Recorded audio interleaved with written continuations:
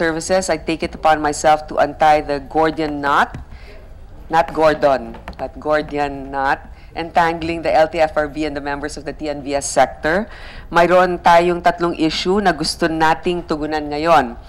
Una ay yung pagkakaroon ng limit sa bilang ng mga TNVS sa Metro Manila at iba pang mga lugar tulad ng sinabi ko dati. Sang-ayon ako rito, pero hindi naman pwedeng humugot lang tayo ng numero mula sa hangin. Nagpapasalamat ako sa LTFRB at DOTR na tumugon sa ating panawagan na repasuhin ang naunang common supply base na 45,000. Ngayon na 65,000 ang supply cap, gusto pa rin po nating malaman paano umabot sa desisyon ng LTFRB sa numerong ito. What algorithm did the LTFRB use to parse the supply and demand figures of Grab and Uber to arrive at this cap? Will other TNCs be affected, such as UHOP and other possible future players? Does the LTFRB have sufficient technical expertise to analyze such data? Although we recognize LTFRB's good intentions, we still need to look into the possible adverse effect on supply and demand. All forms of public transportation use some form of supply and demand analysis to ensure that a sufficient number of vehicles is always deployed.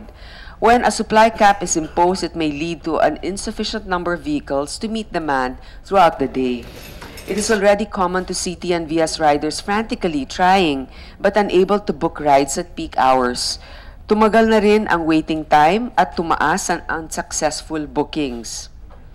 Will the cap on TNVS units worsen or lessen this problem? Pangalawa, gusto rin nating malaman kung ano ang pulisiya ng LTFRB patungkol sa hatchback vehicles. Lagi nating naririnig ang LTFRB na inirarason ang kaligtasan ng mga pasahero ng hatchback. May safety issues nga ba talaga dito? Kung ligtas ito bilang sasakyan ng ordinaryong mamamayan, bakit ito hindi magiging ligtas bilang TNVS unit? Gayunpaman, nagpapasalamat pa rin ako sa LTFRB sa pagtugon sa ating panawagan na pakinggan ang mga hatchback vehicle owners. Sa pinakahuling inilabas na memorandum circular ay nagbigay ng palugit na 3 taon ang ating mga hatchback vehicle owners na mabawi ang ginastos nila. Sapat nga ba ang 3 taon? Finally, we will discuss the TNC's petition for a fare hike triggered by the newly enacted excise taxes on gasoline and oil. This is particularly a sensitive issue as we will need to strike a delicate balance between the needs of drivers and riders. On one hand, drivers are the frontline soldiers of TNVS operations. Their livelihood is directly tied to the prices at the gas pumps. On the other hand, we cannot forget that the riders who will be hit with higher surge rates at peak hours. Tulad ng dati, nais natin makahanap ng solusyon na pabor hindi lang para sa TNVS, kundi lalo na para sa ating mga mananakay. I implore all sides to look at the issues from each other's perspectives. Tulad ng sa mga dating issue na napagtagumpayan natin, pag-uusapan natin ito ng may bukas na isip at buong katapatan sa lahat ng ating magiging commitments. With that said, I would like to acknowledge our resource persons. Again, thank you, Chairman Delgra, for being here. I know how tiring it must be already for you. I can sympathize. ASEC Galvante of LTO and Brigadier General Campo, MMDA, Colonel Laksasa, MMDA, Eric Circulado, TNVR, Eric Fernandez, TNVR, Mr. Estras, Transport Network Representative, Mr. John Lee, Metro Manila Hatchback Company, Bishop ka ba? No, that's your name. Okay, Bishop Galapon, President, Metro Manila Hatchback Community, Attorney Gonzalez, Head of Public Policy, Uber, Mr. Brian Koo, Country Head Grab, Mr. Gonzalez, Grab, Public Affairs, Mr. De La Cruz, UHOP, Concierge? Okay. Mr. Nicolas Laude, UHOP Sales, Arnel Caluya, TNVS, Community, Miss Angeline Viray, TNVS Community, and Mr. Singson, TNVS. Okay. So, yung una muna, what is the update with regards to this Grab driver na nagsauli ng gamit pero binugbog ng pasahero? Kawawa naman. Oh. Grab ba to? Okay. Can you please update us? The latest, ma'am, we already filed a case against him. Actually, he's with us now. Nandito po siya sa likod. Siya yung nabugbog? Opo, siya po yung nabugbog. Siya yung nabugbog. Sinuli mo yung phone? Tapos binugbog pa po siya ng rider niya. Okay, can you tell us how you're doing now? So you filed the case. You know where the driver is. Alam naman ninyo kung saan yung driver. Ikwento mo nga sa amin, anong nangyari sa'yo? So, aside from binugbog ka, bakit? So, naiwan niya yung phone niya. Opo. Tapos? Pag-uwi ko po kasi sa bahay niya, doon ko na po napansin na may naiwan na cellphone. Then, di pa po ako nakakakain. Tapos, nag-report po kasi ako sa Grab kaagad na may naiwan na phone para at least maisauli ko po kaagad. Then, after po nang nag-report ako, tumawag po yung may-ari po ng phone. Tapos, mabait po sila sa akin na nakikiusap na kung okay lang daw po, isauli ko kaagad yung phone. But pagdating ko po sa bahay nila is, iba po yung paratang nila sa akin. Pinagbintangan po nila akong magnanakaw, tapos binugbog po niya ako. Tapos, nagmamakaawa po ako sa kanya, hindi po niya ako pinakikinggan. I'd like to acknowledge the presence of Senator Trillanes. Sir, thank you for joining our hearing today. We were just discussing about, ito po, Senator Trillanes, yung Grab driver na nagsaoli na naiwan na cellphone. Pagdating niya dun sa bahay ng nakaiwan, binugbog pa siya. So, anong itsura nito? Sino bang bumugbog sa'yo? Anong pangalan? Gino John P. Simon po. Mga ilang taon siya? I think mga nasa 30 to 35 years old po siya. Malaki katawan po niya, tapos nakaubad po siya na marami po siyang tato. So sa tingin mo, lasing siya, bangag siya, anong... Hindi ko po sure kung lasing, hindi ko po naamoy na amoy alcohol po siya. But the thing is, imbis na magpasalamat, yun, nagpadala siya sa, sa galit niya, tapos binugbog po ako. So pagkatapos kanyang binugbog, tumigil din siya. Sino, nakaalis ka ba o... Hindi po, may rumispondi po na 2 pulis. Tapos, yung pulis po, sabi sa amin, dalhin po kami sa police station. Tapos, nung sinabi po niyan dalhin kami sa police station, bigla po siyang bumait. Sabi niya, wag na, aregloyin na po namin dito. Bakit may pulis doon? Sinong tumawag? May mga tumawag po na kapitbahay, I think, na kasi nga po. Okay, agrabyado. So, unang-una, sa gastos mo yan na ibinalik mo, di ba? Hindi ka naman binayaran ng pasahero dyan, di ba? Nung along the way po, inaalok po nila ako ng bayad. Yun nga, mabait po sila na nakiusap na, kuya, sige na, emergency lang, pakisauli po ngayon.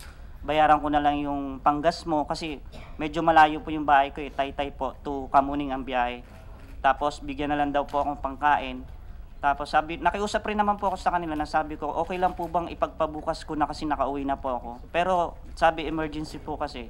Kaya yun, as a good service po ng Grab, talagang pumunta po ako sa bahay nila. Nagmalasakit po ako sa kanila. Kaso nga lang, iba po yung nangyari. Kaya eto po, talagang gusto ko po talaga ng justice para sa akin. Hindi, tama rin naman. Ano bang telepono na ginagamit ninyo niya? Ngayon niya po? Anong telepono niya? iPhone po yung nakuha ko. iPhone. Okay. So, hindi naman siguro Grab, tinutulungan ba ninyo yung driver ninyo? Anong na-extend din yung tulong sa kanya? Good afternoon. Yes po, yesterday the driver visited our office and we extended support to him, as is the practice in cases like these. Also, when he filed a complaint at the prosecutor's office at Quezon City, we had our lawyer, our counsel also present to assist. What exact support did you give him? Monetary, hospitalization? Good afternoon po. We gave him monetary support of 10,000 pesos. Kasi po, apektado yung biyahe niya. Plus, that should cover some of the medical expenses. And then we're also committed to support the legal fees involved in filing the case against the perpetrator. Kaya ko naman binuksan ito, pambunga dito. Siyempre, yung pinaka-importante naman sa atin, kaligtasan ng ating mga kababayan, drivers, pasahero. Bagamat mas malawak ang tatalakayin natin ngayon, inumpisahan ko na dyan. So, ako'y nagsisimpatya sa'yo at mabuti naman, I mean, masakit mabugbog, pero mabuti ligtas ka na ngayon. At salamat din sa Grab sa inyong pagtulong sa inyong driver. Okay, thank you, sir. Pwede ka na munang umupo doon or pwede rin dyan para mamaya kung may tanong pa, baka yung iba nating kasama. Senator Trillanes? Okay. Thank you, sir. He provided our quorum today, which is very important. I think we will begin now with Chairman Delgrave. Would you like to give us an update, sir? Yes. Good morning, Madam Senator, and thank you for the opportunity of inviting us. What has happened so far, I'd just like to apologize na the last 2 weeks kasi, when all these discussions leading towards the new decision on the supply base, I was actually on leave. So I have to get the data from the OIC, then Board Member Lisada. So anyway, the presentation is there that we will be able to update the committee on what has happened so far. No? So perhaps as a background there, the chronology of events. Yung January 18 po, 2018, we issued the Memorandum Circular 2018-003, setting a common supply base of the TNVS. As we have said earlier, the point of the Memorandum Circular was actually to regulate the number of TNVS generically, no? Not so much as to whether it's Grab, Uber, or UHAP. No? And then we also have set a cap for Metro Cebu and Pampanga. And I would just like to say that the number initially, which was 45,000, was not arbitrarily reached by the board. It came about after several technical working group meetings with all three accredited TNVS. I think I can recall at least 6 technical working group meetings with them. And even towards the end, when the board was about to finalize the numbers, during the deliberation, we were still texting and calling them from time to time. So I would just like to point that out, that the numbers were not reached unilaterally by the board, but the numbers were taken from the data provided by the TNCs themselves, no? Both Pero on the supply and 45,000 for all TNVS. yes po. So maghahati-hati sila and they agreed to that? It's pretty much like it's not so much about I'm sorry, it's not about so much about hati-hati, but the concept of having to have a common supply base is precisely to create that denomination of TNVS, no? Which is the Transport Network Vehicle Service, as a denomination. And so, for any TNC, conceptually, for any TNC to come in, there are 3 now, and there are a number of proposals who have presented, groups for that matter, who are also interested to become TNCs. They will be getting their supply from that same base. So hindi po yung sinasabi natin na yung 45, sabi natin 20 sa Uber or 20 sa Grab or whatever. It's basically like having to create that unique denomination of TNVS, and from which all TNCs, now 3, it could be more, in order to create that competition in the market, insofar as the TNC is concerned, would be able to get that supply from that base. However, apparently there were reactions insofar as the ceiling is concerned. So Secretary Tugade called a meeting on, next slide please, on January 29, 2018, and with the guidance to review the MC, as well as having to look at how we're going to move forward in reviewing the ceiling that we have put in place initially. there is a cut-off date of July 2017 because that was the date when when we put a cap. If you may recall, if we may recall, July 26, 2017, we have a problem about having that the two players, Grab and Uber, accrediting TNVS without the required franchises secured from the board. And while we were still trying to address the issue on the colorum at that time, because that was the context of the putting a suspension on the acceptance of new application. So that would be the number that we were trying to base on. So that number at that time, Grab submitted something like 52,000 plus, and Uber had 67. Those are the numbers, raw as it is, because we do not know whether they're accurate, whether they are filtered, or whether, you know, including the what they call dual citizen, where a TNVS can be both Grab and Uber. So after that, next slide please, there were meetings conducted by the board. February 1, Grab and Uber were there. The next two slides please. And as a result of that meeting, it was agreed by the board as well as the TNCs present to address the issue on having the issue of supply in relation to demand, because we all know that when we talk about public transportation, we have to look at it as a we have to also look at the other side of the story, which is demand. But we cannot also deny the fact that yung demand na yan siniservisyohan ng mga TNVS which are already there, which are already accredited by the TNCs.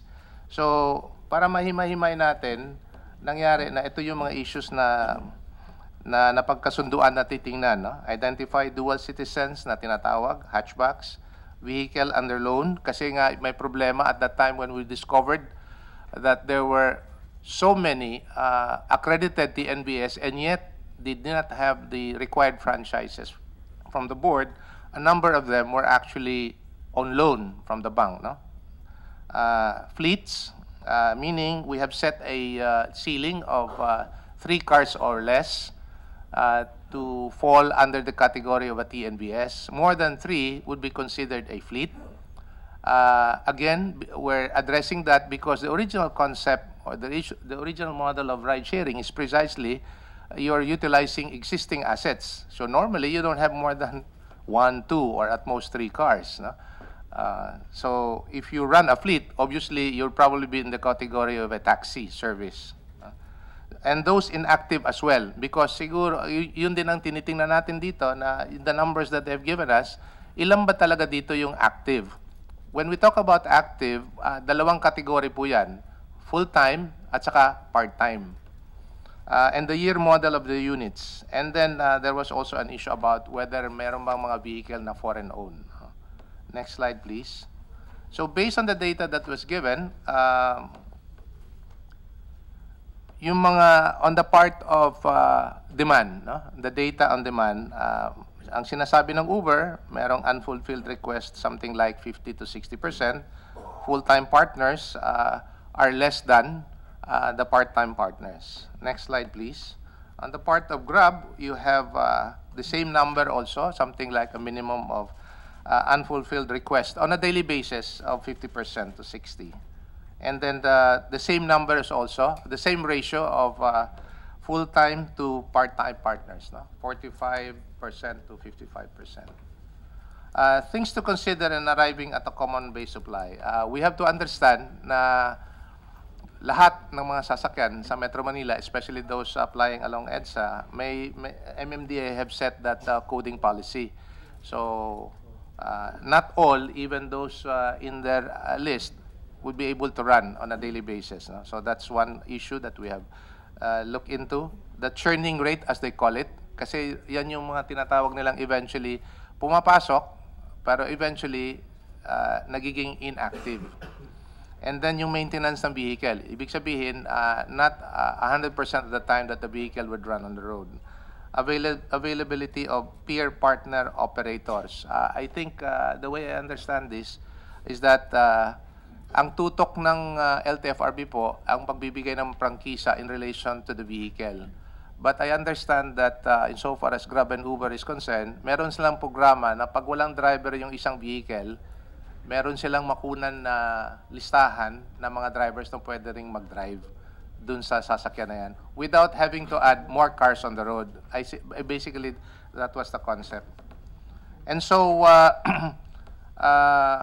yung napagkasunduan nila nung January 1 to conduct an independent audit on the numbers that were submitted by Grab and Uber,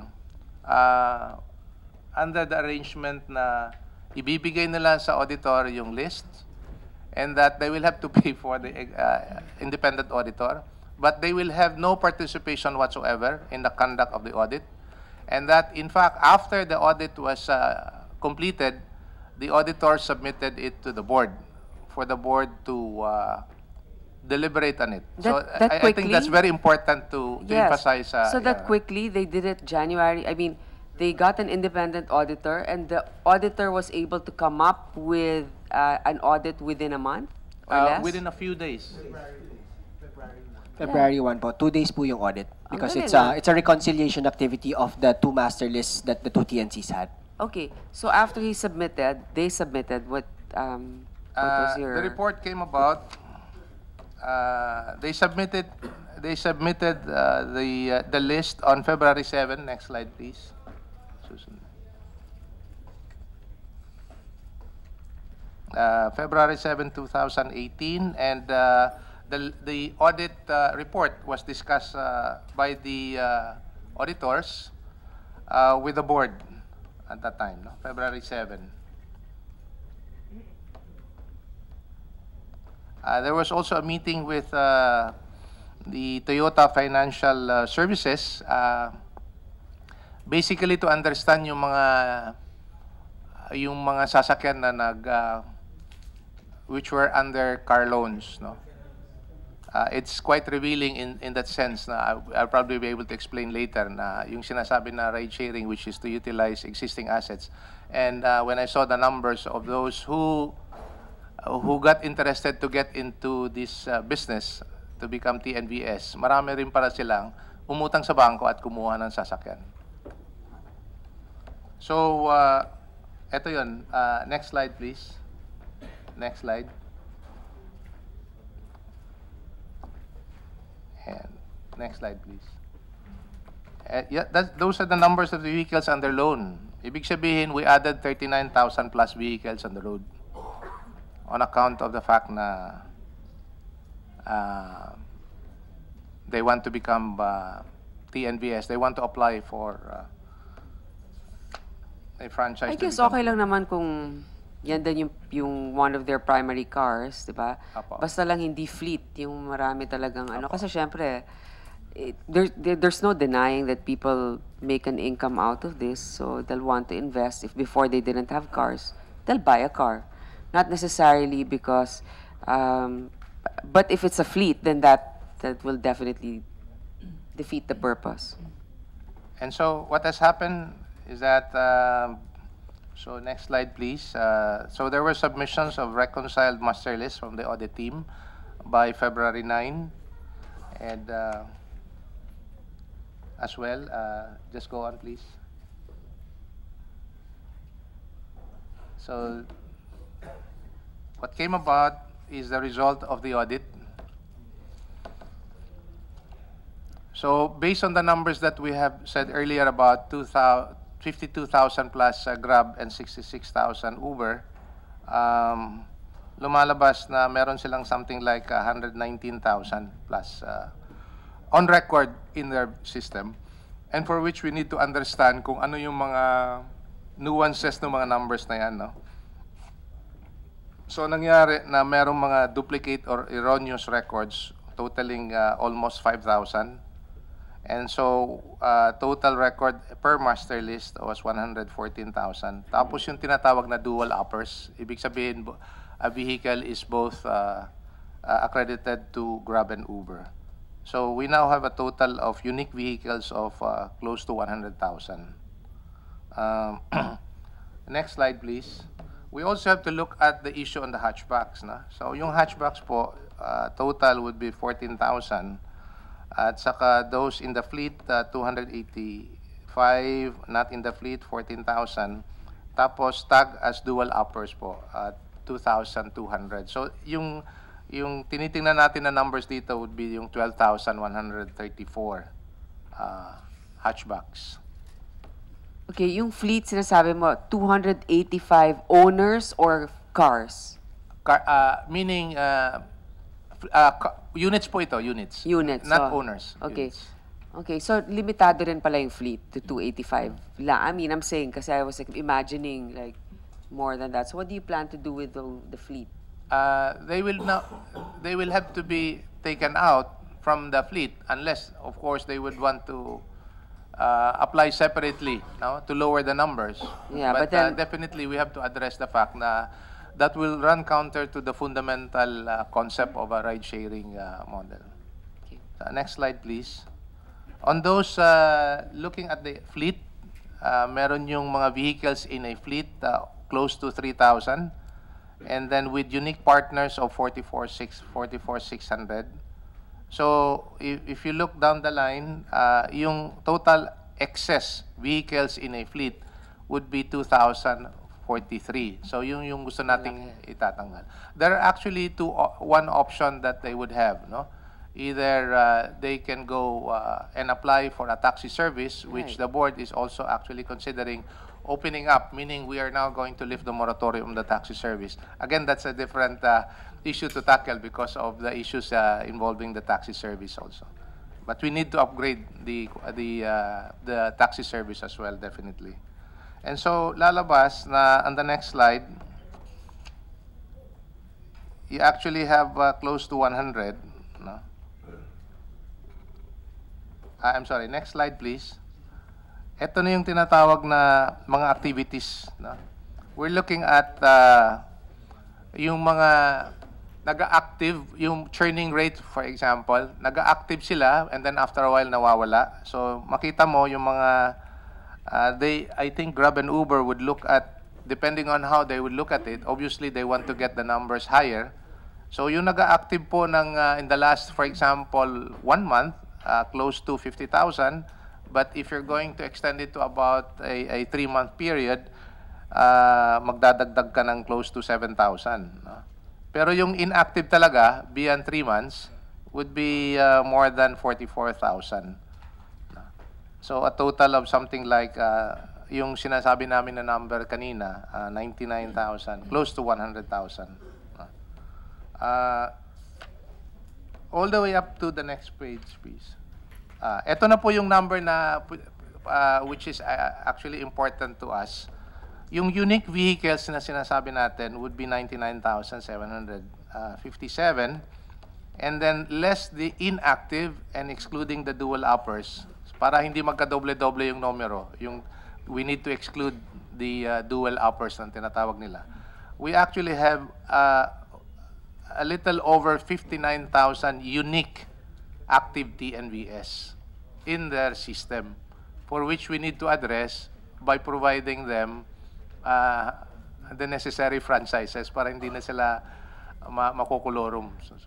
So ito yung combined na to, Grab, Uber, Opo, and the others. And you agree with this reading? Yeah, okay. Yes, ma'am. Actually, they only learn of it after the fact, meaning after the auditors, the independent auditors submitted it to the board, and the board deliberated on it and discussed it with the auditors on how it came about. So, ito po, yung sinasabi natin, based on records submitted by both TNC, the actual number would be 59,000. No? However, kaya nga, tinaas natin, the new ceiling now is 65,000 plus. I mean, 65,000 yung ceiling, the new ceiling now. No? So, actually, the other slides would simply be about having to update the TNCs, for that matter, on the results. The two next slides would be about meeting individually the two TNCs, Grab and Uber, separately to discuss the results of the independent audit. So, can As a serve? ano po?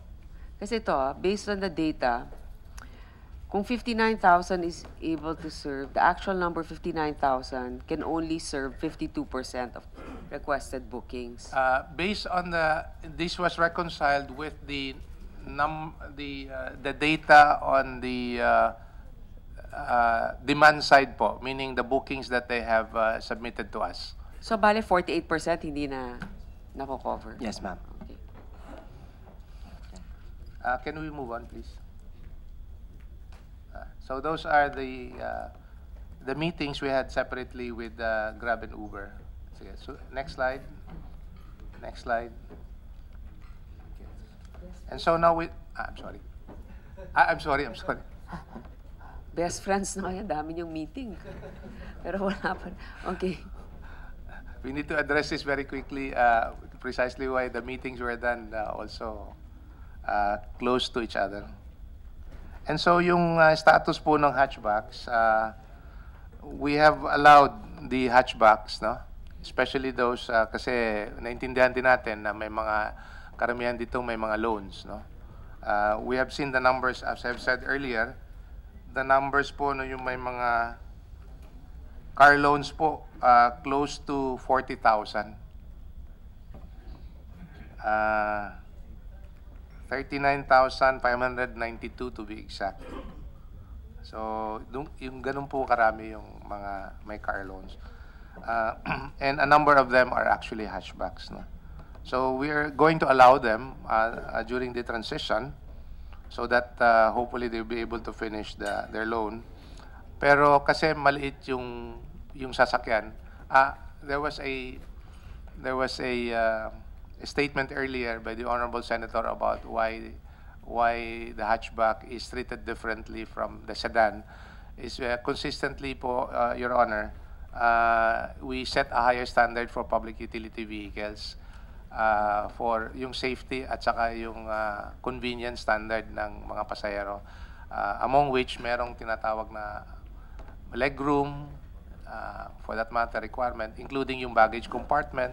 Kasi alam natin yung pagsasakay ka, pasahero ka, minsan may mga bagahe ka rin na.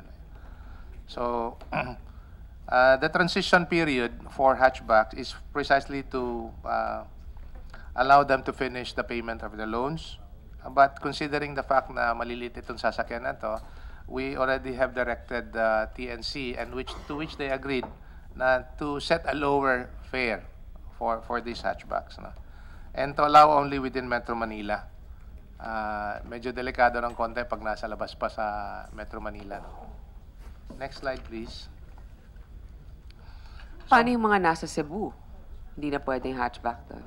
At pwede po. Ang sasabi lang namin yung sa Metro Manila, pag when you go out of Metro Manila, you're taking the highway. Okay. I see. Highway, medyo delikado. All right, sir. Okay. Now, ang sinasabi po natin dito, kasi po merong mga close to 60,000, no? So, ibig sabihin yung ceiling is 65. We would just like to make a request na kung pwede, wag na kayo munang bumili ng mga additional cars or hoping that you'd be able to get a franchise, no?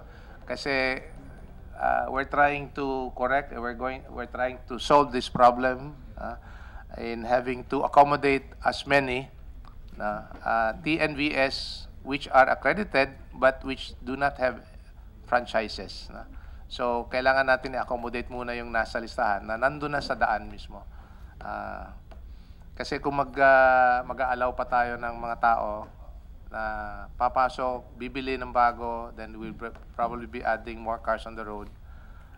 And before we address the problem of so many cars, so many TNVS.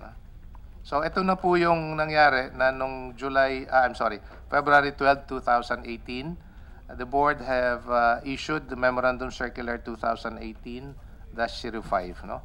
Amending the earlier Memorandum Circular. We may provide you a copy of the MC. Yes, please, yes. Thank you. And may we request also, Chairman, that when you come out with the memo circular, if you give us also, simultaneously you give the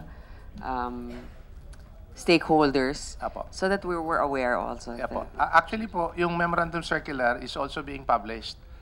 Insofar as this particular memorandum circular 2018-005, which was issued February 12, has a 15 calendar day reckoning, and therefore it will become effective February 28, 2018. We are actually projecting the opening of the acceptance of new application by March 5. We are already anticipating na magdagsaan po ito, Madam Senator. So we already have asked the assistance of IT consultant, and in fact, Uber and Grab are also too willing to help us to make some of the processes in the registration and application of franchises online. And this will be the first time that will happen in the history of LTFRB. Wow, that's wonderful. So meaning we're going to start from scratch. Yung mga dati nang nakarehistro, out na muna yun, umpisa tayo ulit, ganun ba? As of March 5 po, we will be starting to legalize po the existing cars on the road para po mawala na po yung colorum. So, ngayon ang legal ilan lang? 5,000? Parang ganon? Around 10% po yata. Okay. So yun na nga. TNVR, Mr. Fernandez. Good afternoon, Chair, Madam Chair. Just have a quick question for Chairman Delgra. Regarding, kasi na-mention niya po kanina yung regarding sa TFS, kung ilan yung TFS. I think it's more than 30,000 plus. Meron po ba tayong numbers dun sa TFS na meron ng PA previously? I'm sorry, I don't have the data right now. No, I was just preparing the data on what has happened the last week or so. But if I can recall, the last it's been ongoing insofar as the processing of those pending applications are concerned. It might have been over 3,000 franchises that were already issued, and the PAs would be something like 500, and the rest of the numbers. Because we're looking at something like 12,000 to 13,000 with pending applications to include those given applications for which franchises were already given or issued. So lahat po mga 12 to 13,000.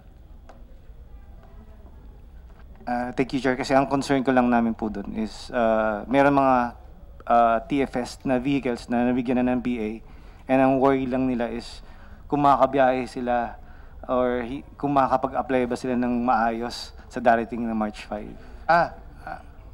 For those, by the way, I'd just like to put that in context. Good that you asked that question. Yung sinasabi ko pong mga yung 12 to 13,000, isasali na po natin doon sa yung bagong ceiling po. Kasi yung mga numero na, yung mga pending application po, kasama po yan doon sa mga sa listahan na binigay ng Grab and Uber. So kasama po yan sila. Hindi po sila yung parang iba na baka you might worry na hindi kayo maisama. Kasama na po kayo. Thank you, Madam Chair. Thank you, Chair. Meron akong matanong na iba, no? Would the LTFRB consider, and also the LTO, and I'd like to know what the stakeholders think about this, no? Na magkakaroon ng ibang plate pagka TNVS? Ibang kulay? Just something that can mark or identify it as such. Good afternoon, Madam Chair. We are intending to do that with the issuance of the new plates. In fact, we asked them to suggest a color scheme for their group, but we have not decided on what plate, except that when they were suggesting that they would sport the rainbow plate, so to speak, ito po ay naka-allocate na sa tourist vehicles kaya hindi muna po siguro gagamitin yan. But another classification. What do you think, Attorney Eves? Good afternoon, ma'am. We support the LTFRB's initial directive to just put stickers on the vehicles.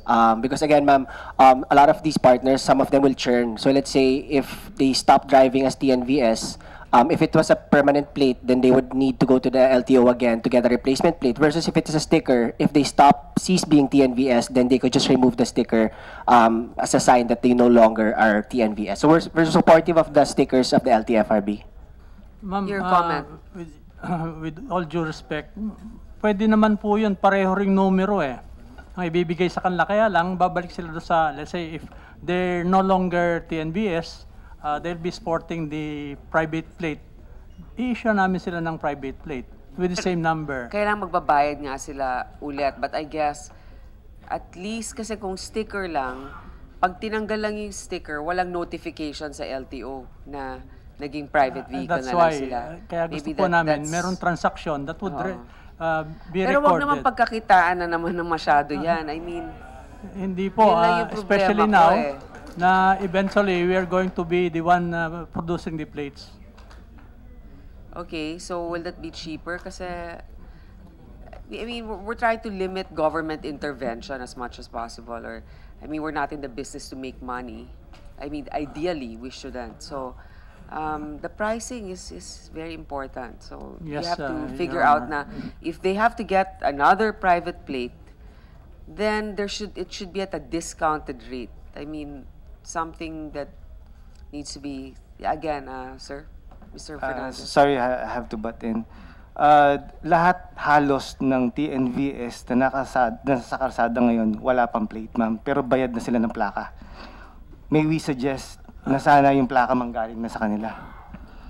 With all due respect, madam, yung Saan pong... ba yung plaka ngayon? Nasa, Wala pang ini-issue, ma'am. bakit sir? Di ba nirelease na ng Supreme Wala Court? po kasing plaka talagang ma-issue because of the cases before. Because of the case. Yes, but we are now in the process of producing this eventually.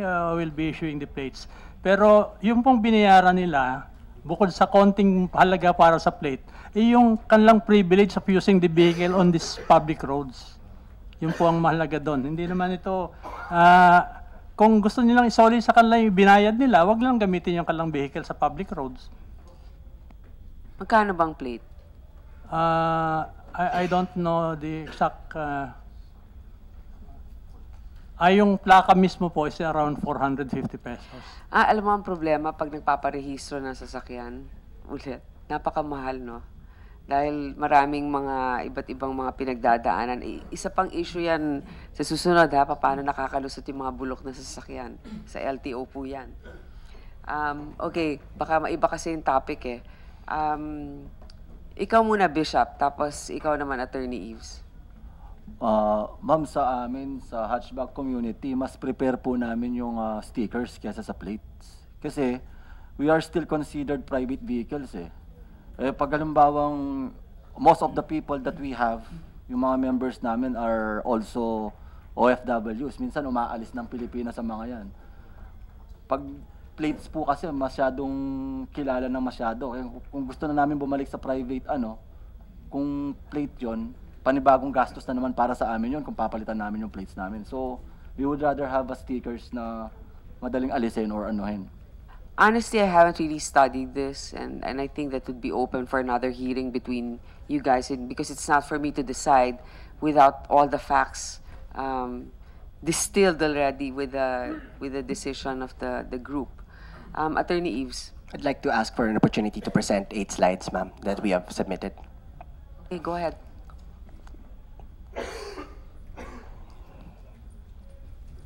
Sandali na lang to, magpa-fire drill tayo so we will ask for...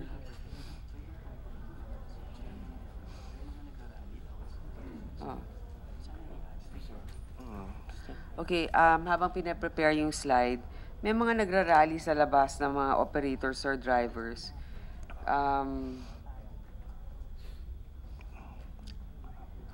Ito na po yung slides. Hindi, paki-address na lang po later. Okay, thank you.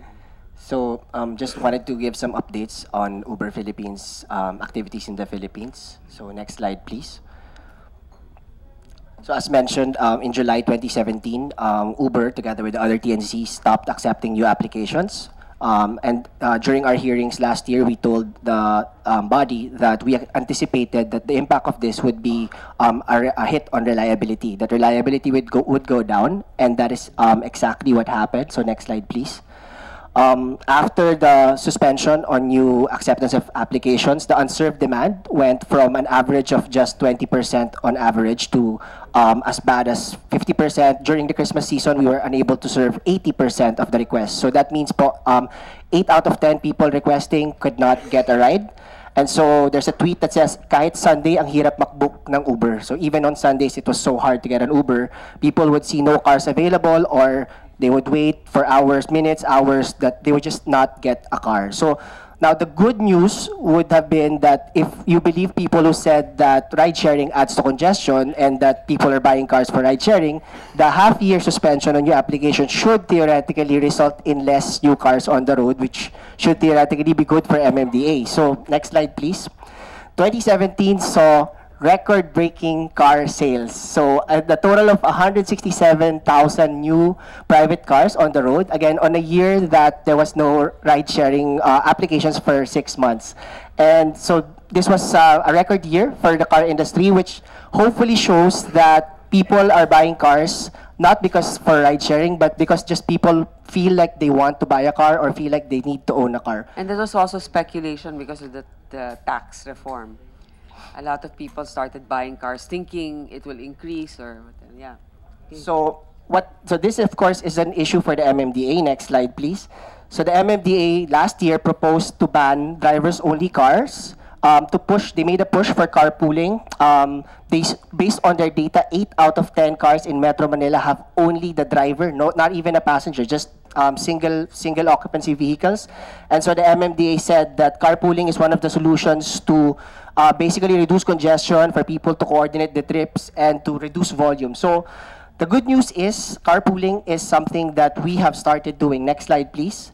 So in 2016, we launched Uber Pool in the Philippines, and we are happy to report that as of now, around 40%, 4 out of 10 trips in Metro Manila are on Uber Pool, one of the highest in the world. So the Filipinos have embraced carpooling as one of the means to get around Metro Manila. And it's become part of our culture that you can actually have articles that say you never know who you will meet in an Uber pool. For example, this guy who posted that he actually got paired with his ex-girlfriend on an Uber pool together with the new boyfriend.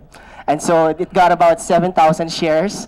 And this is just part of our culture now. People are now used to sharing private cars, running into their ex-girlfriends, and it's become part of the mainstream. It's no longer a new idea to share your car. Next slide, please. So in a BGC report, BCG report, Boston Consulting Group report, they looked at the potential impact of ride-sharing if it was allowed to really grow. And what they saw in Manila, we could reduce private cars by 1 million cars in Metro Manila. So if we're talking about, let's say, 1.7 million private cars in Metro Manila, excluding the trucks and the others, only 700,000 would be actually sufficient to get people around, to get everybody around. And that's a combination of private cars and ride-sharing vehicles. So imagine if we actually allowed ride-sharing to achieve its full potential, what would be the impact of 1 million less private cars on the road? Next slide, please. The impact would be an 88% reduction on congestion, and that equates to about half of travel time. So if your travel time was 60 minutes, it could be 30 minutes. If it was 1 hour, if it was 2 hours, it'd be 1 hour. And that's merely by having a policy that fully supports ride sharing. And that has a bigger impact than number coding, odd even, because that has, again, an 88% reduction. So the last slide talks about a survey that we ran. Next slide, please. As directed by the LTFRB. The LTFRB asked both TNCs to survey our riders who are car owners, who don't have a car, and what is the impact of ride sharing to them. So for Uber, the data shows that we have about 54%, about half, own or have access to a car. And when we ask them, because of ride sharing, do you think that you are using your car less? And 87% of them said that they no longer need to bring their car because of ride sharing. And for those who don't own a car, 46%, 75% of them say that they do not feel anymore that they need to buy a car because of the presence of ride sharing. And the impact on mobility, 96% said that it's easier to get around from one place to another. 86% say that it's easier to take other public transportation because now that they have a first and last mile connector. And 84% said that's now easier to carpool. And so that's all the slides that we wanted to share just to update the body. Thank you. That sounds very hopeful. Pwede din dating service pala yung ano ninyo, yung carpool. All right, I think yung siguro yung pagdating na lang dito sa fare increase petition, no? Sir, ano ba, papayagan ba ninyo yun? Ano bang nangyari dyan? Actually, yesterday we had a hearing on insofar as the petition for fare hike filed by Grab. Next week po, we will hear the petition filed by Uber. Perhaps at some point in time, this is just my personal opinion, I have not yet discussed this with the board, we probably have to consolidate these two petitions para mas maigi matututo natin. Kasi isang denomination lang ang pinag-uusapan natin dito, yung denomination ng TNVS. So, might be good to look at it. Although, iba-iba yung fare mechanism that they have put in place in the respective So, you systems. haven't approved the fare hike yet? It's still under deliberation po. Okay. The first hearing was yesterday for Grab. For Uber, next week pa po. Okay. How long will that take, the resolution to come? Kasi baka I mamaya, understand we iba have, na yung petition nila by that time Actually, resolution. Sorry. Insofar as Grab is concerned, we have reset the hearing sometime March. And on our side po, we also have requested NEDA, we have sent a letter, NEDA, to help the board insofar as the social impact analysis is concerned, brought about by this petition filed by, not only by these two, we already have received, earlier we have received the petition for fare hike by the PUJ transport groups. We also have received a petition for fare hike by the Panay and Iloilo taxi operators. We also have received the Grab and Uber. And lately po, the petition for fare hike by the bus operators. Oh, everybody will be petitioning, especially with, well, nagka-rollback, again, recently, pero may train din tayo na mag-i-increase yan incrementally for 3 years. So, okay. Madam Chair, ma'am, to your right po. Who's asking? Hi, Okay. ma'am. Thank you. I would just like to go back to the issue of cap. Ever since we started talking about TNVS, specifically when we started with Senate Bill 1501 and also the TWG, it still goes back to the question of, are we common carrier or are we just simply ride sharing? Now, from the words of our good chairman, Delgra, we keep on saying that we should be utilizing vehicles that are already on the road. However, putting a cap on it doesn't say so. Now, what we believe in, our position is, there should not be a cap when it comes to the numbers of vehicles for ride sharing. Why? Because these cars are already existing on the road and should be serving the public. Now, of course, we also know that there's a concern when it comes to the volume of vehicles. What we suggest is that don't put a cap, but put a waiting period, at least 6 months to a year. You know, this will address when it comes to making sure that the vehicle's already on the road. Financial capacity, one of the requirements of LTFRB would be to ensure that whoever comes into the business or the platform can afford to sustain it. So if you are able to pay for your vehicle for 6 months to a year without, you know, having it inside the platform, then you will have that at least a help of a guarantee that that person is capable of operating as TNVS.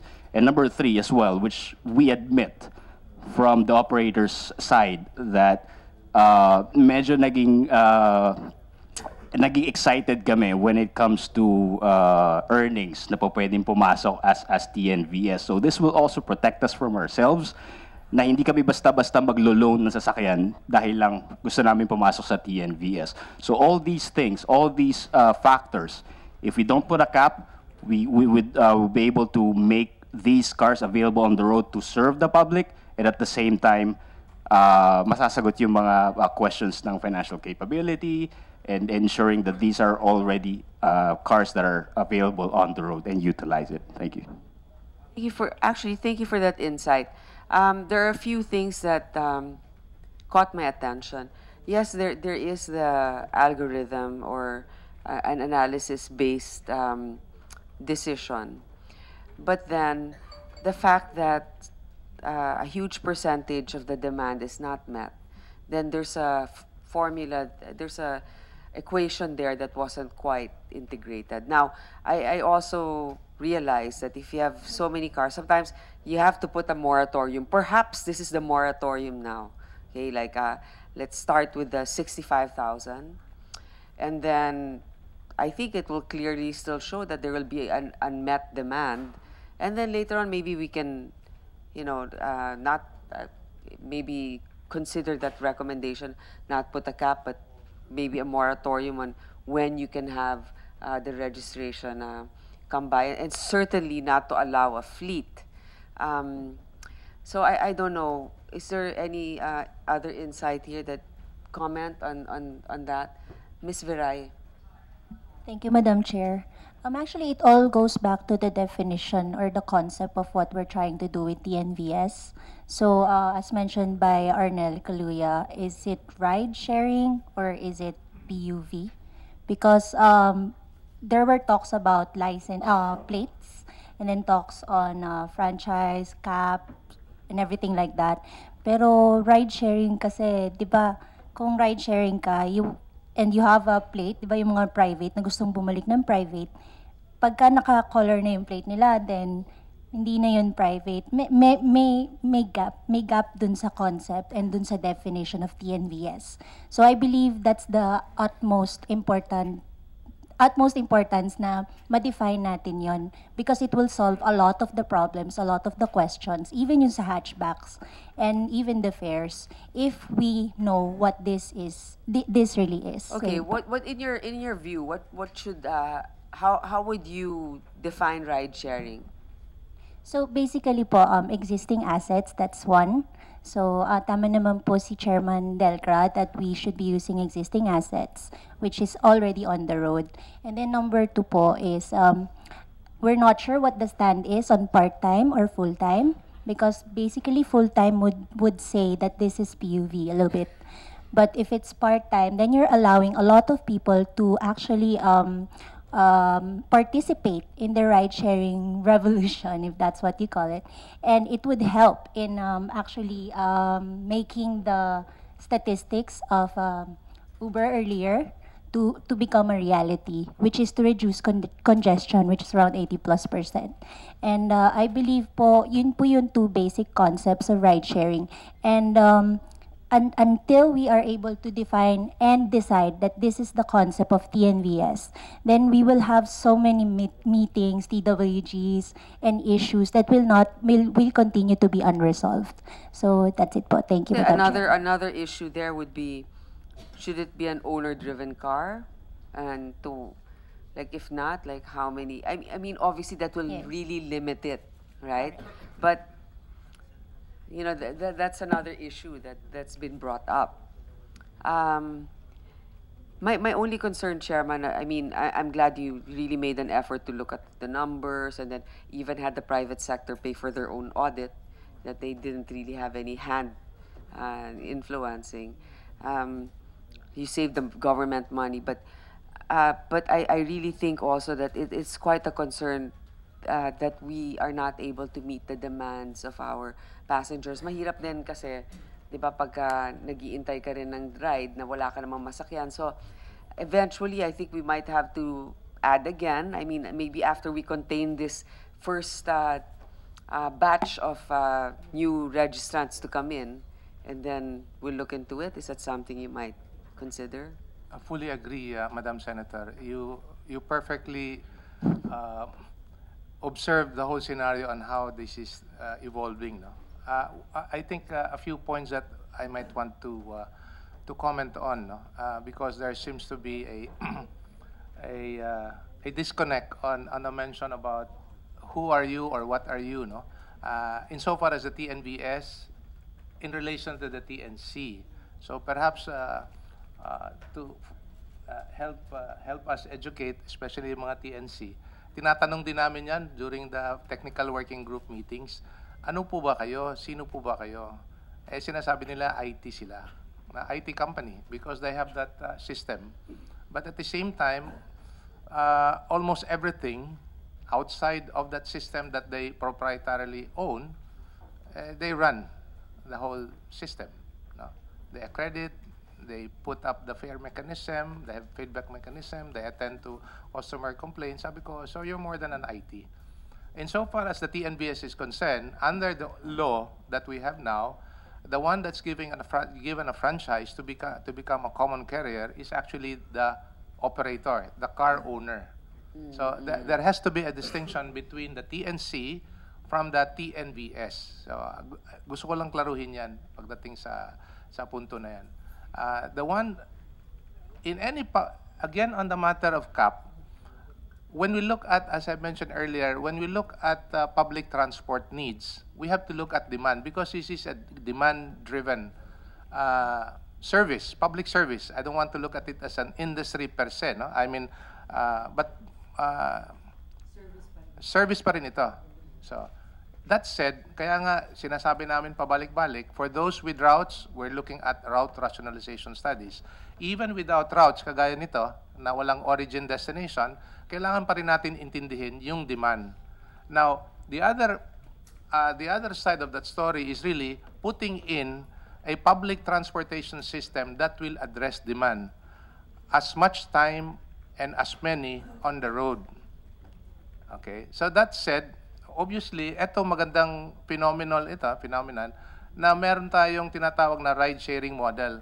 But the one that will answer a public transport system or service of this kind of a service na walang origin destination, principally supposed to be the taxi. And it's still the taxi service. May mga issues sa taxi service ngayon, and that's precisely why we're also addressing it. Among other, the very fundamental issue involving taxi service now is may cap, may moratorium pa rin tayo. And that the board now is currently reviewing the issue on the lifting of the moratorium of the taxi service, precisely to improve the quality of the service for taxi. That said, nakikita rin natin dito yung kagandahan ng sistema na pinakita ng Grab and Uber or mga TNC in general. So that's the reason why we have pushed mobile taxi hailing apps, na? Specifically for taxi. Is it working already? Is it online? Well, I was just informed that there is now a beta launch in Davao City. Okay. For the taxi service. In fact, even before Grab concentrated on the TNVS, they started with the taxi service, I understand, no? With the Grab taxi. So, yun yung mga gusto nating makita na to upgrade and improve the quality of taxi service in the country by the use of technology. Well, thank you, sir. I think I have you have a quick comment, Mr. Galapon. Ma'am, comment lang po dun sa sinabi nila Miss Angeline Viray about the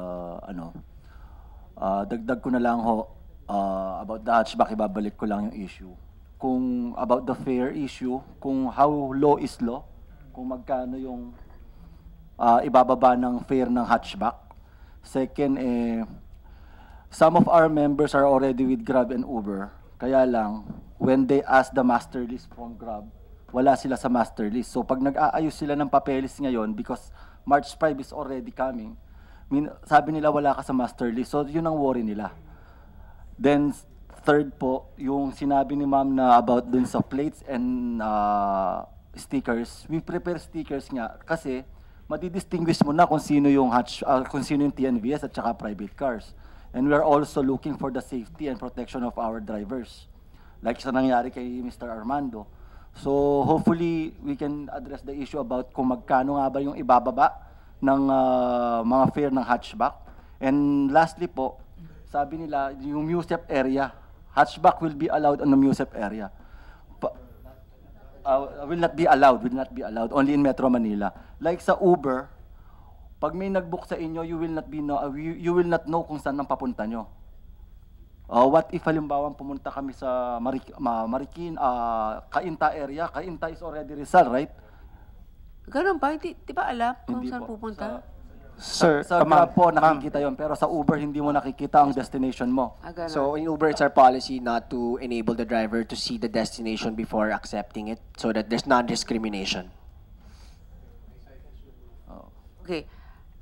I think this is something that you can resolve first in your technical working group. Kasi I don't want to force the chairman to come up with a commitment now on ano yung ibababa. Wala pa nga yung fare hike na hinihingi ninyo eh. Diba? So, balansin muna natin. Pero, okay, Mr. Circulado, tatapusin ko na to ha, kasi magpa-fire drill daw tayo. Good afternoon po. Regarding po dun sa pagbaba ng fare sa hatchback, as a sedan, so magkakaroon po ng epekto yan regarding on the rush hour. So, people are looking really on a cheaper base fare. So, kung ako yung rider, pipiliin ko muna yung low fare before going to the sedan. So, a surge will be coming up every day in the morning and in the evening regarding on the hatchback. And if the surge came into the hatchback, the price will go up. And sedan will be remain on the bottom. So, maiiwan po kaming mga sedan and mga premiums. I just want to add, ma'am, before walang Uber pool at walang share. But now yung mga commuters, they would choose, they would opt for cheaper fare for transport. Kasi ma'am, just like what Eric Circulado mentioned, you have same service. Magkaiba lang yung itsura ng vehicle pero same service is being provided. I see your point. Parang it defeats the purpose. But at first, we're trying to discourage them from taking an unsafe car. I mean, not unsafe, but less safe car. Pero because bababaan yung presyo, mas magdadagsaan nga doon. Okay, well, this is something that you, I guess in your hearing, Brian. Sorry, ma'am, if I may. I just like to clarify the point, no. Even with Grab Share and Uber Pool around, people still prefer to use sedans. It serves a different set of consumers in the market.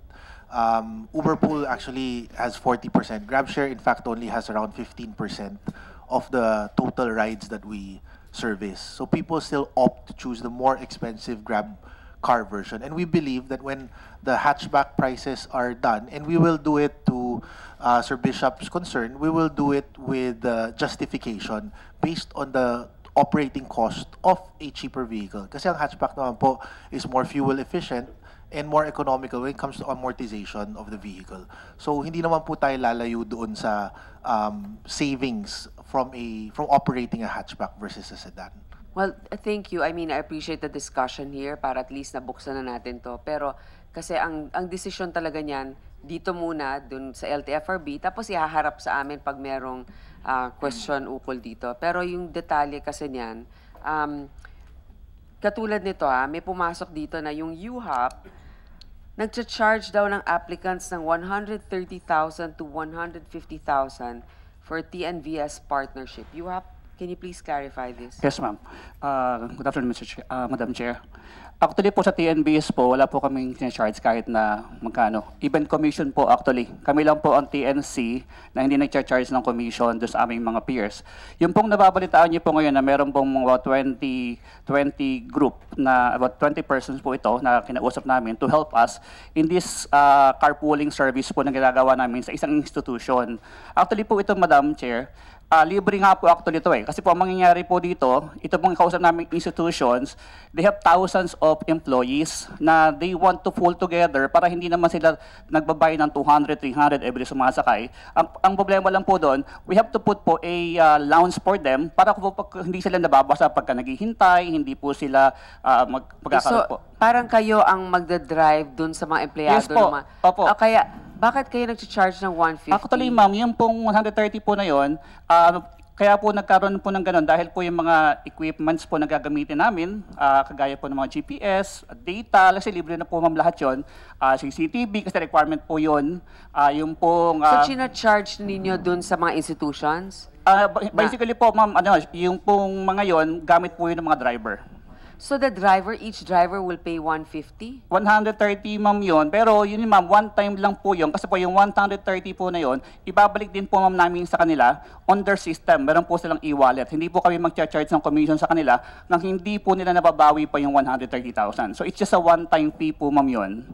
And all throughout... Alam mo, dapat i-review ninyo yun. Kasi, I mean, they're providing a service here, but it's quite weighty, ha? I mean, of course, it will also discourage too many applicants. I mean, that's one way of limiting it, but wow, this is a lot. For the information of the committee, that was not the first time, this is not the first time we've heard of it, and precisely why we're looking into it, and hopefully an appropriate order will be issued by the board soon. Yes, thank you. I mean, it looks laudable. I mean, it's good that if you provide that service, but I think it's quite unfair to charge that much for... Alam mo mangyayari dyan? Ang mga professionals at hindi yung mga individual business owners na lang yan, magiging parang mga mayayaman na lang yung makakakuha ng mga permit na yon. Yung point natin is to make available to ordinary citizens to be able to participate in ride sharing and all of this. So anyway, so yun na muna. Hopefully hindi tayo. You wanted to add something, Mr. Singson? No, actually we were part of the, yung nag-apply din sa UHAP. They do charge. Yes, so... What do you feel about that? Of course, walang gana, of course. Kasi, so hindi ka na nag-apply? No, we okay. We're a community of around mga 250 na nag-try po doon. But upon finding out na may ganun, backed out na lang. So, okay. Ma'am, if I may quickly explain lang, hindi naman po ma'am yun, yung po ina-applyan po na yun is totally separate po yun. Ito po kasing ginawa po naming institutional carpooling service. Ito po is meron po siyang guaranteed income doon sa mga driver naman. So in return, naibabalik din po ito. Basically po, itong mga driver ito will have a guaranteed income para hindi na nila po lumayan yung kanilang amortization, meron po silang sweldo, meron po silang plate card para sa kanilang petron. Tapos po, ito pong 130 na to is binalik din po namin sa kanila by way of no commission. Basically po, wala po sa kanilang sisingilin commission at all throughout po natatakbo sila. Kung susumahin niyo po yung kanilang commission na babayaran for the 5-year period po yun, baka po mas mahigit pa po doon. Ang sinasabi mo, pag nagbayad sila ng 150 sa inyo, kasama na sila dun sa serbisyo na, dun sa business scheme niyo, no? Opo. Wala na silang babayaran wala sa inyo? Wala na po. Saka po, maganda po dito, covered po yung amortization nila. Covered, may sweldo po sila. Hindi po sila naghahabol araw-araw ng 20 trips, 30 trips. Kasi po yun, ang pick up lang po ng umaga, tapos gabi. In between po, gusto po nilang mag-grab and Uber, makapag-grab and Uber po sila kung kasama po sila doon. Pero yung 150 na yun... 130 po, ma'am. 130, kasama yung amortization? Basically po, ma'am, may guaranteed income po si driver. Oo. Opo. Magkano yung guaranteed income? 25,000 po yun. Tapos po may sweldo per po. month? Opo. Tapos may sweldo po siyang 15,000. Okay. Well, anyway, it sounds promising also, Yes. diba? Actually, ma'am, sa maganda totoo... rin pakinggan kung totoo din Ma'am, yan, kung pagbibigyan lang po ma'am yung program at makikita po nila, makita niyo po na hindi po sila dyan maghahabol ng kita araw-araw. Hindi po sila magpupus na tumakbo ng 12 hours. Kasi po yun, umaga at hapon lang po ang sundo ng mga yun. Oh, actually, magandang business model rin yan kung totoo, no? Yes. Mahal lang nga yung starting. Ma'am, actually, hindi pa nga po nag-i-start binibira na po kami, hindi pa po nag-i-start. Wala pa ba? Opo, for proof of concept pa lang po siya. Paano ninyo, Paano natin makakagaranti ng 25,000? Ma'am, pag nag-start na contract po kasi sa company yun, pag nag-start po sila, which hopefully happen after we clear it to the board, mag-start po yun. Pagbigyan nyo lang po, ma'am, yung programa na yun, makikita po nyo na this is another TNC na specifically for carpooling ng mga estudyante at mga empleyado na araw-araw po pumapasok. So ilan ang pwedeng sumakay sa sasakyan? Right now po kasi limited lang po sa 7 kasi nga po yung seating capacity natin sa under the DO, 7 lang po kahit po ang unit natin 12-seater, 15-seater. Pero Filipino company to? Filipino po. Okay, anyway. Ilang po lang po sa namin pakiusap, please give us a chance to show it na ito pong concept na to will work and it will benefit the drivers in the long run. Kailan kayo mag-uumpisa? Pag po pinayagan po kami ni LTFRB. Okay, pag-aaralan din yan. Okay. Ikaw muna, tapos very shorty, then that's it. Okay. Actually, this is very short. Bago tayo abutan ng fire drill. This is coming from the members of the hatchback community. I'll just read this, Madam Chair. Okay, so we, the Metro Manila Hatchback community, thank the Department of Transportation, DOTR Secretary Artogade, and the Land Transportation Franchising Regulatory Board, LTFRB, chaired by Attorney Martin Delgra, in reconsidering the hatchback as part of TNVS. This reconsideration saved the livelihood of thousands of small Filipino families who just wish to serve the riding public and provide first-world service to the hardworking Filipino commuters. The hatchback, being the kotse ng masa, is a vehicle which is at par with its bigger siblings, the sedans, AUVs, SUVs, and vans. With these recent developments, we are very grateful. The community gives its warmest gratitude to the Public Services Committee, led by its chairperson, the Honorable Senator Grace Poe, and Vice Chairperson, the Honorable Senator J.V. Hercito. We are in awe of all of your hard work and care towards the Filipino people in ensuring that transportation in our country is elevated towards world-class status. We are very thankful for accommodating us and responding to us. We pray to the Lord to always guide you and give you strength to advance the different services in our country. We also wish to give thanks to Grab and Uber for your efforts in assisting and updating us. Shout out to Grab Philippines country head, Mr. Brian Koo, for your tireless efforts in ensuring that everyone, not only the hatchback community, but the TNVS community as a whole, are well informed and supported. You are truly a blessing. We wish to give our appreciation as well to Attorney Ariel Inton of the Lawyers of Commuter Safety and Protection, LCSP, for all the advices, timing, flexibility, and assisting us. Your heart for the masses is truly felt. As we move our passengers from point A to point Z, we are committed in the hatchback community in delivering above and beyond service to our riders. We support the government's initiatives to improve the Philippine transportation sector. As part of this growing family, we are here as your brothers or sisters or partners and ready to contribute to the betterment in serving the riding public. Thank you. Wow, thank you for this nice closing almost. Diba? Para it brings us all together. We're a community. We may have each our interests, but let's not forget our responsibilities to the greater good. One last, and then you, and then that's it. Thank you, Madam Chair. Comment lang po dun sa UHAP. Isa ako sa mga nag-apply, isa rin ako sa mga tinawagan nila. Hinihingi talaga nila 150. Pero just to give you a broader view kung ano ang vehicle na tinatanggap nila. Van, 6-seater. Recently na lang yan, last year na lang yung sa sedan. Ako na nagsasabi, I'm representing mostly mga drivers, mga car owners. Hindi siya mag-work kasi nagbayad kami sa sasakyan, then magbabayad kami ng 150. Sa Uber and Grab, ma'am, wala kaming babayaran. Okay. Magkakaroon pa kayo ng hearing dyan, but it's good to know that perspective kasi for some, it might work. For others, it might not work, but for some, it might. If you have extra money to spend and you want maybe more interest than leaving it in the bank, it depends. It depends. But I see. Thank you for clarifying also the issue. Eves, before yan. Okay. Before everything, thank you, Madam Senator. Thank you to LTFRB, to Secretary Tugade, to Board Member Lizada, Board Member Corpus for everything that's transpired in the past few weeks. We hope that we can look at the issue of age, so that if the issue is brand new vehicles, let's open it up to all the existing cars on the road. Those that are already on the road, if we can convert them to ride sharing. If you want to have prohibitions on brand new, then we have manifested to the LTFRB that we will be supportive of that.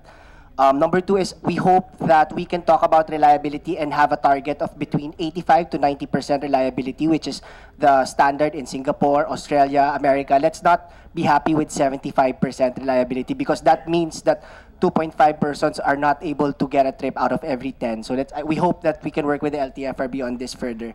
And finally, when you have unmet demand, so when you have reliability at 50%, the 5 out of 10 people who do not get a ride will go to private cars, that they will buy their own private car, and they will be forced because they think ride sharing is not reliable, so they need to own their private car. And that is exactly what we hope we can work with the government to reduce the need to own your own private car. Thank you. Okay, from what I understand, before I close this, Chairman Delgra, lahat ng mga na-issue na noon na mga,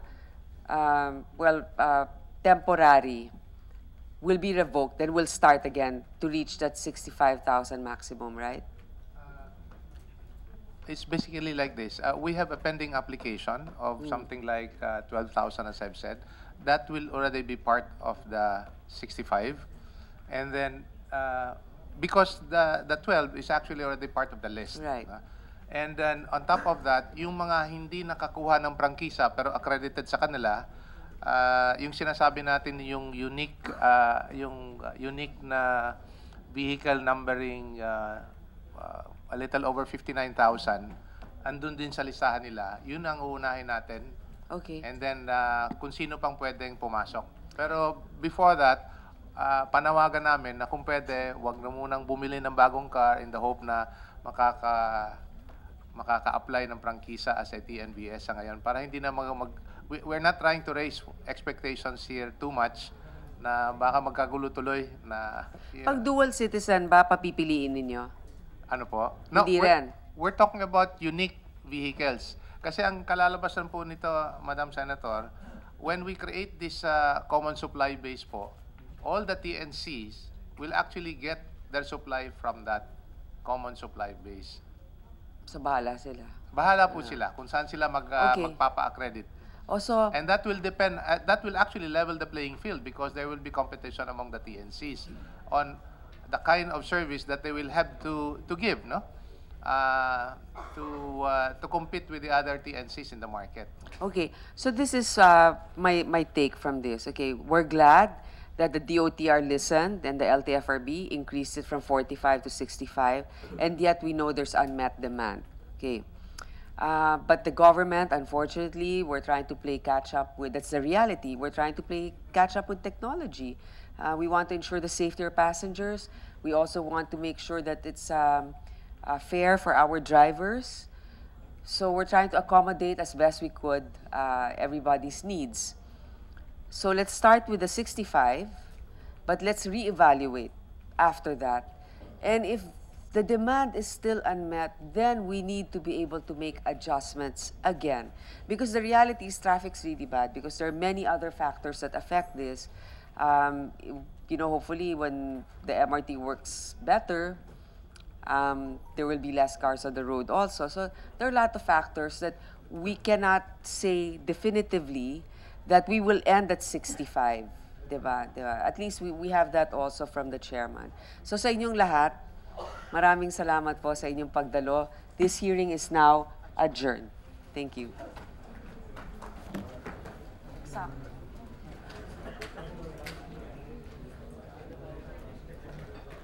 Oo, sa inyo na yan.